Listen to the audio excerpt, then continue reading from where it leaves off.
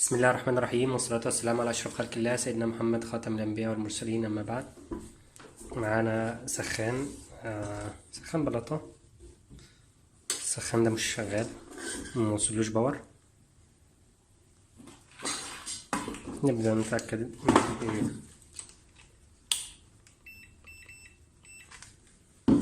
باور هنا كده موجود معانا.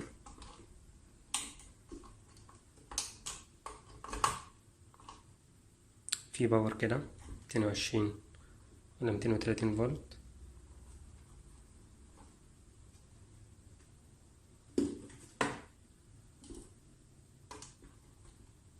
ادي 235 يعني 220 فولت.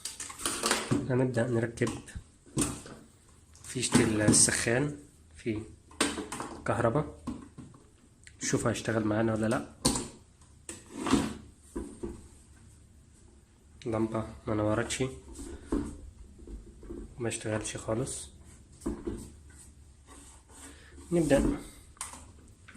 ممكن يكون السلك فيه مشكلة، بدل ما نفك السخان على الفاضي ويكون السلك هو اللي فيه مشكلة، لا يعني نشوف الأول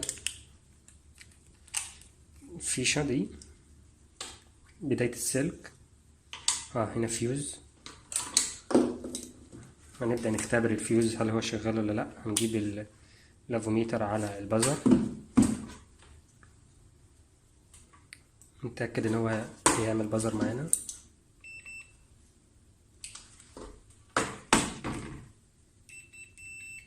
تمام،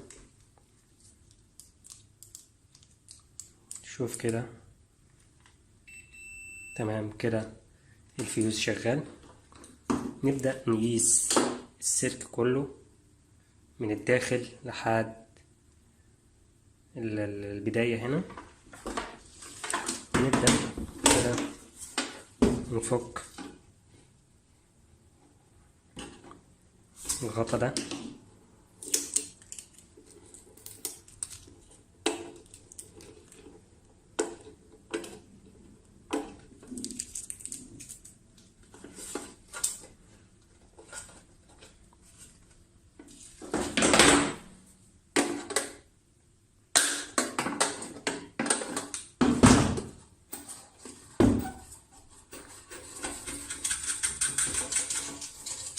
فك المسمار الصامولة عشان نفك الكفر كله.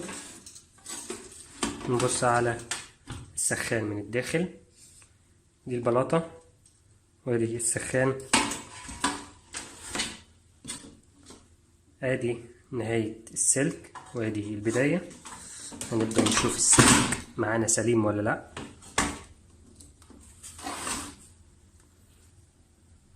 معانا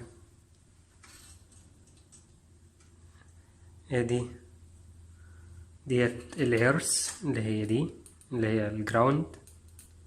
تمام، مش مشكلة، مش عايزينها. اهم حاجة عندنا الطرفين، اللي هو 220 اللي هو الطرف ده والطرف اللي على الترموستات. هنشوف هل هو الطرف ده هو اللي على الترموستات ولا لا. تمام، شغال معانا. طب هنشوف الطرف التاني شغال. المفروض الكهرباء هتمشي في الفردة دي، هي كده لحد هنا واصلة. طيب المفروض تطلع من هنا، يعني دخلت هنا، المفروض تطلع من هنا تروح للهيتر، فردة الهيتر. طيب هنا مش واصلة، المقاومة دي ضربت كده، المقاومة دي فصلت، هي ديت اللي فصلنا لنا السخان. وعملنا كوبري عليها، هي مش موجودة معانا عموما المقاومة دي أصلا. ديت اللي فاصلة، المقاومة دي اللي فاصلة. هنعمل عليها كوبري كده، نشوف هتشتغل معانا ولا لأ.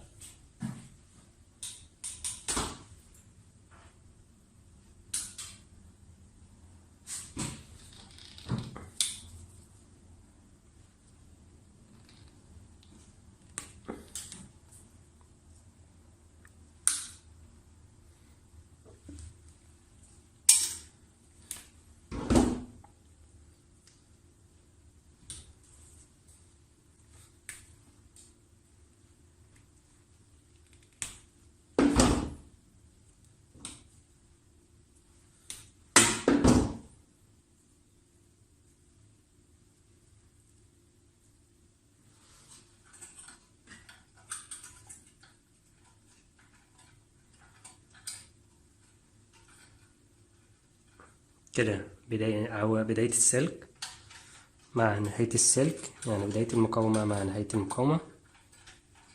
هنشوف كده هل هيشتغل معانا ولا لا. نشوف السلك الأول.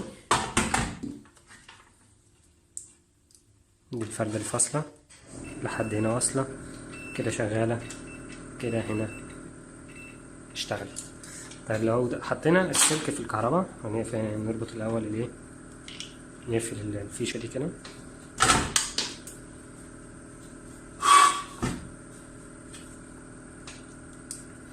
كده قفلنا، هنقفل البلاجة دي.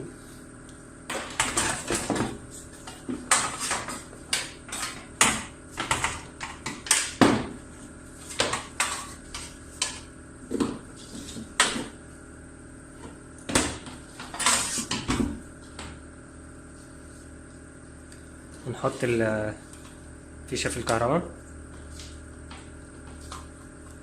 بسم الله، اشتغل معانا.